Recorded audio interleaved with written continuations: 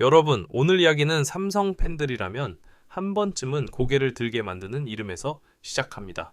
초의 형구도 아니었다. 삼성 타선의 해답으로 늘 거론되던 베테랑도 즉시 전력으로 계산되던 익숙한 이름도 아닌 전혀 다른 카드가 다시 조명을 받기 시작했습니다. 바로 2000년생 좌타자 박승규입니다. 삼성 타선을 이야기할 때 빠지지 않고 나오는 키워드가 있죠. 좌타 라인업 그리고 균형입니다. 몇 시즌 동안 삼성은 우타 쏠림 현상에 시달렸고 좌타 한 명이 들어오느냐 안 들어오느냐에 따라 상대 팀 불펜 운영이 완전히 달라지는 모습을 자주 보여줬습니다. 그래서 팬들 사이에서는 늘 이런 말이 나왔습니다. 결국 해답은 베테랑 아니야?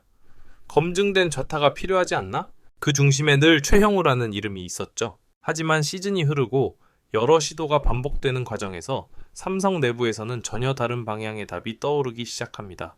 지금 우리에게 필요한 건 과거의 이름값이 아니라 새로운 흐름을 만들어줄 카드다. 그리고 그 흐름의 끝에서 다시 불려나온 이름이 바로 박승규였습니다. 사실 박승규라는 이름은 삼성 팬들에게 완전히 낯선 존재는 아닙니다. 데뷔 당시부터 스윙 궤적이 깔끔한 좌타자, 빠른 발과 수비 센스를 갖춘 외야 자원으로 적지 않은 기대를 받았던 선수입니다. 하지만 그의 커리어는 처음부터 순탄하지 않았습니다. 3년 가까운 공백, 이 숫자만 봐도 얼마나 긴 시간이었는지 느껴지죠. 군 문제, 부상, 그리고 재활. 특히 결정적이었던 건 엄지 골절이었습니다. 타자에게 엄지는 단순한 손가락이 아닙니다. 그립, 파워 전달, 타구질, 모든 것과 직결되는 부위죠. 이 부상 이후 박승규는 단순히 쉬었다가 돌아오는 선수가 아니라 다시 증명해야 하는 선수가 되어버렸습니다. 많은 팬들은 이쯤에서 조용히 잊혀질 거라고 생각했습니다. 삼성은 유망주가 많고 새로운 얼굴도 계속 등장하고 있었기 때문이죠.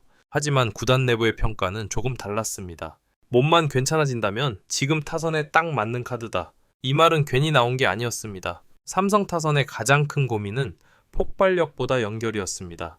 홈런 타자는 있지만 그 앞과 뒤를 자연스럽게 이어줄 좌타 자원이 부족했죠. 박승규는 바로 그 지점에 들어맞는 유형입니다. 과한 힘보다는 정확한 콘택트, 빠른 타구 판단, 상황에 따라 밀어칠 수 있는 능력. 이건 베테랑이 아니라 젊은 좌타자에게서 더 기대할 수 있는 요소입니다. 그리고 무엇보다 중요한 포인트 하나. 박승규는 삼성의 시간표와 맞습니다. 당장 한 시즌 반짝이 아니라 앞으로 몇 년을 함께 그려볼 수 있는 카드. 구단 입장에서 보면 지금 이 시점에 그를 다시 시험해보지 않는다면 오히려 손해에 가깝습니다. 그래서 스프링 캠프와 연습 경기에서 박승규의 이름이 조금씩 더 자주 들리기 시작했습니다. 타격 폼은 예전보다 단순해졌고 스윙 타이밍도 안정됐습니다. 무엇보다 눈에 띄는 건 주저함이 사라졌다는 점이었습니다. 과거에는 기회를 놓치면 안 된다는 부담이 컸다면 지금은 내 공을 치겠다는 확신이 보입니다. 삼성 코칭 스태프가 그를 다시 주목하는 이유도 여기에 있습니다. 부상 이후 복귀한 선수들 중에는 몸보다 마음이 먼저 무너지는 경우가 많습니다. 하지만 박승규는 오히려 그 시간을 통해 야구를 더 단순하게 보게 됐다는 평가를 받고 있습니다. 잘 치려고 하지 말고 내 스윙만 하자. 이건 경험 없는 젊은 선수에게 쉽게 나오지 않는 결론입니다. 여기서 다시 한번 제목으로 돌아가 보죠. 최현구도 아니었다. 이 말은 베테랑을 부정한다는 뜻이 아닙니다. 지금 삼성 타선에 필요한 답이 외부에서 데려오는 이름이 아니라 이미 안에 있었던 카드라는 의미에 더 가깝습니다. 박승규는 아직 아무것도 증명하지 않았습니다. 그래서 더 위험하고 그래서 더 매력적인 카드입니다. 성공하면 삼성 타선은 완전히 다른 색깔을 갖게 되고 실패하더라도 삼성은 분명한 기준 하나를 얻게 됩니다. 우리는 젊은 좌타를 이렇게 활용한다. 지금 이 시점에서 박승규의 복귀는 단순한 선수 한 명의 컴백이 아닙니다. 그건 삼성이 타선을 어떻게 바라보고 있는지, 어떤 방향으로 가려는지를 보여주는 상징적인 장면입니다.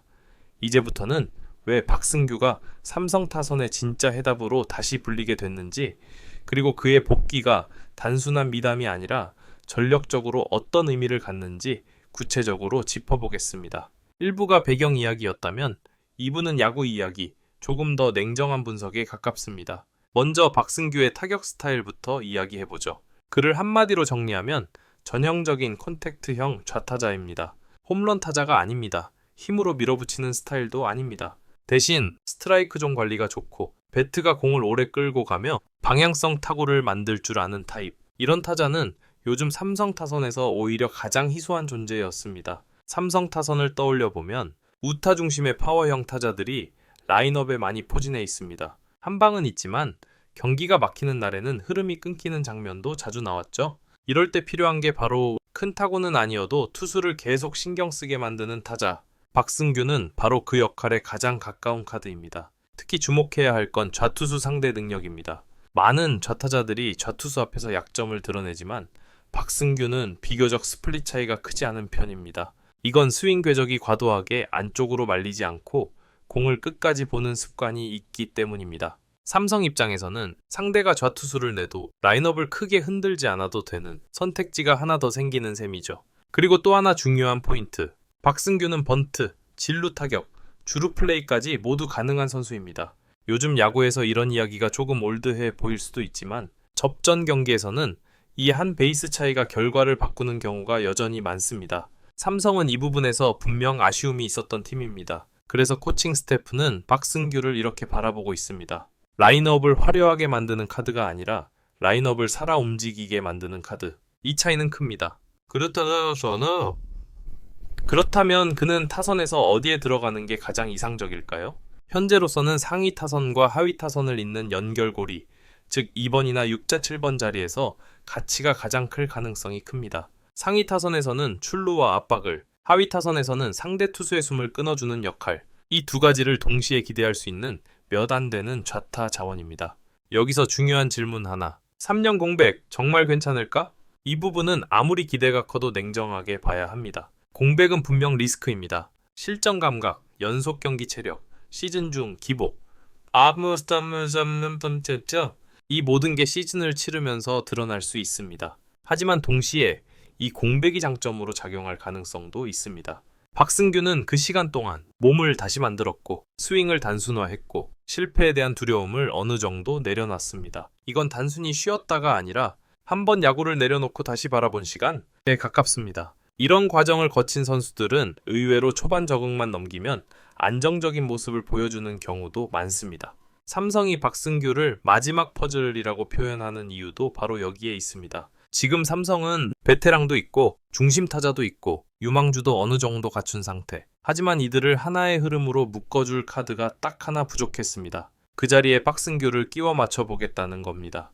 여기서 다시 한번 강조하고 싶은 점. 박승규는 확실한 성공 카드가 아닙니다. 오히려 성공과 실패의 경계선에 서 있는 카드입니다. 그래서 더 중요합니다. 성공하면 삼성 타선의 구조 자체가 달라지고 실패하더라도 삼성은 명확한 답을 얻게 됩니다. 이 포지션에 어떤 유형이 필요한지 삼성의 선택은 안전한 길이 아닙니다. 검증된 베테랑을 데려오는 쪽이 훨씬 쉬웠을 수도 있습니다. 그럼에도 불구하고 박승규를 다시 꺼내 들었다는 건 이제는 내부 자원으로 판을 바꿔보겠다는 선언에 가깝습니다. 이 선택이 팬들에게 더 흥미롭게 다가오는 이유도 여기에 있습니다. 잘 되면 삼성은 역시 유망주 키우는 팀이라는 평가를 받고 안 되더라도 적어도 시도는 했다는 점에서 완전히 실패라고 보긴 어렵습니다.